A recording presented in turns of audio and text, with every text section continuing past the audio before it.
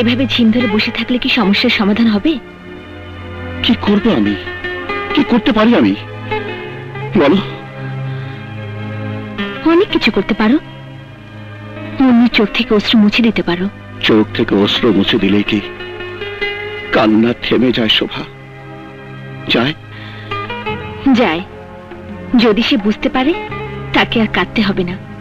দেখো, প্রেম জাতকুল মানে না। নইলে সব জেনে শুনেও কাশিম পাঠানের ভাতিজাকে মুন্নি কেন ভালোবাসতে যাবে?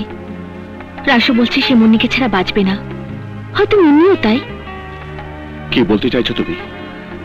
বলতে চাইছি, প্রেম একবারই হয়, এবং তো ভুল করে হলেও। মুন্নি বড় হয়েছে, ওদেরকে কোর্টে পাঠিয়ে দাও, আমি বিয়ের রেজিস্ট্রি করে দিচ্ছি। শোভা, রেগে যাচ্ছ কেন? তোমার আড়ালে ওরাও যে এমনটি ভাবছে না তাকে হলপ করে বলতে পারো। কিন্তু এতে করে তো কাশিম পাঠানের সঙ্গে আমার সরাসরি বিরোধ বেঁধে যাবে। বোনের মুখের হাসির জন্য শেষ পর্যন্ত আমাকে কম্প্রোমাইজ করতে হবে ওই কাশিম পাঠানের সঙ্গে, যার প্রতি পদে পদে সুযোগ নেবে কাশিম পাঠানের আরেক ছেলে বিজু পাঠান। এসব কথা আমার অজানা নয় না, কিন্তু আমার বোন আজ এক নতুন ঘটনার জন্ম দিয়েছে। কে করেছে আমার মুন্নি? মুন্নি ভুল পথে পা বাড়িয়েছে বাবা। যে পথে শুরুতে থাকছে ধোঁকা, আর শেষে কান্নার সাগর অপেক্ষা করছে। রাসু ভালো ছেলে ভাইয়া। অফকোর্স ভালো ছেলে, তা নইলে আমার বোন তাকে পছন্দ করবে কেন? এই রাসুটাকে, এই দেশ, সেই জাতি, এই সমাজকে যারা ঘুষ, দুর্নীতি, কালো টাকার সন্ত্রাসের রাজত্ব করছে, রাসু তাদেরই একজনের ছেলে। কেপি, কাশিম পাঠানের ভাতিজা। নো। রাজু, কোথায় যাচ্ছিস বাবা? কি বলতে কি বলে ফেলেছি, আর তুই চলে যাবি? আমাকে তুই মাফ করে দে বাবা। আমাকে গুণাগার করো না মা। বুকের দুধ দাওনি, কিন্তু আঁচলে ছায়া তো দিয়েছ। মায়ের পায়ের নিচে সন্তানের বেহেশত, এ কথা আমি ভুলে চাইনি মা। রাজু ভাইয়া।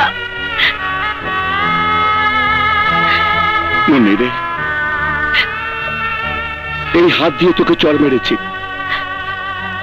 এই হাত কেটে চালিয়ে দিতে ইচ্ছে করছে আমার, কিন্তু তাতে এত যন্ত্রণা হবে না যতটা যন্ত্রণা হবে তোকে চলতে দেখলে। জংলি গাছের ফল দেখতে আকর্ষণীয় হয়, কিন্তু খেতে সুমিষ্ট হয় না। ওরা কেউ ভালো না, কেউ ভালো না। রাসুর জীবন থেকে তুই সরে না গেলে রাসুকে তোর জীবন থেকে সরে যেতে হবে। তুমি কি বলছো মুন্নি? চাচা আর ভাইয়ের অপরাধে তুমি আমাকে কেন আসামির কাঠগড়ায় দাঁড় করাচ্ছ? আমি তোমাকে ভালোবাসি মুন্নি। কিন্তু আমার তোমাকে ভালোবাসা সাজে না। আমি নিতান্ত একটা গরিব ঘরের মেয়ে, একটা নিরীহ পরিবারের মেয়ে, আর তুমি হাসিম পাঠানের ছেলে। নামি যার বিরাট পাওয়ার। তোমার বাবা আমাকে কোনোদিনই মেনে নেবে না। দরকার নেই, দরকার নেই মুন্নি। এই রাসু ইলেকট্রনিক্স ইঞ্জিনিয়ার, প্রয়োজনে আমি বাপ চাচা ভাইকে ছেড়ে চলে আসবো। কিন্তু আমি পারবো না আমার বাপ ভাইকে ছেড়ে আসতে। তার চেয়ে ভুলে যাও রাসু, ভুলে যাও আমাকে। ভুলে যাব না মুন্নি, না। নিজেকে ভুলে যেতে পারবো, কিন্তু এই জীবনে তোমাকে ভুলতে পারবো না। তোমাকে ছাড়া আমি বাঁচবো না মুন্নি। কিন্তু আমাকে বাঁচতে হবে, নইলে তোমার চাচা আমার বাবা মা ভাইকে বাঁচতে দেবে না। আমাকে ভুলে যাও রাসু, আর কোনোদিন আমার সামনে এসে দাঁড়িও না। দাঁড়াও মুন্নি, ভালোবাসা কোনো পুতুল খেলা নয়। ইচ্ছে করলে তুমি খেলাঘর ভেঙে দিয়ে চলে যেতে পারো না। অনেক যত্ন করে এই ঘর সাজিয়েছি।